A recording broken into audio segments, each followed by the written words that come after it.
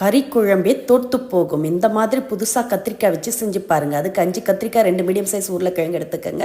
உருளைக்கிழங்கு மேல் தோலை சீவிட்டு கொஞ்சம் தடிமனாக கத்திரிக்காய் உருளைக்கிழங்கு வெட்டி எடுத்து எண்ணெயில் போட்டு பொரிச்சு எடுத்துக்கோங்க. அதிக டைம் எடுக்காது, ஒரு 2லேருந்து 3 நிமிஷம் தான் டைம் எடுக்கும்.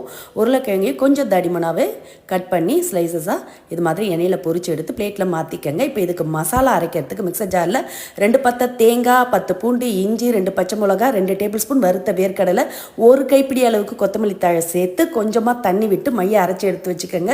இப்போ தாளிக்கிறதுக்கு மண்சட்டியை சூடு பண்ணியிருக்கேன். அதில் 2 டேபிள் ஸ்பூன் எண்ணெய், 1/2 டீஸ்பூன் சோம்பு, 1/2 டீஸ்பூன் ஜீரகம், 2 பச்சை மிளகா, கூடவே இப்போ ஒரு பெரிய சைஸ் வெங்காயம், 2 பெரிய சைஸ் பழுத்த தக்காளி பொடியை கட் பண்ணி சேர்த்து நல்லா வதங்கின பிறகு 1 டீஸ்பூன் மிளகாய்த்தூள், 1 டீஸ்பூன் மல்லித்தூள், 1/2 டீஸ்பூன் கரம் மசாலா பொடி, கொஞ்சம் மஞ்சத்தூள், தேவையான அளவு உப்பு சேர்த்து நல்லா கலந்துட்டு கொதி வந்ததும் இதில் பொரிச்சு எடுத்த கத்திரிக்காய் உருளைக்கிழங்கு சேர்த்து நல்லா மூடி வச்சு 1 நிமிஷம் கொதிச்ச பிறகு கொத்தமல்லி தழை தூவி இறக்குனீங்கன்னா சப்பாத்தி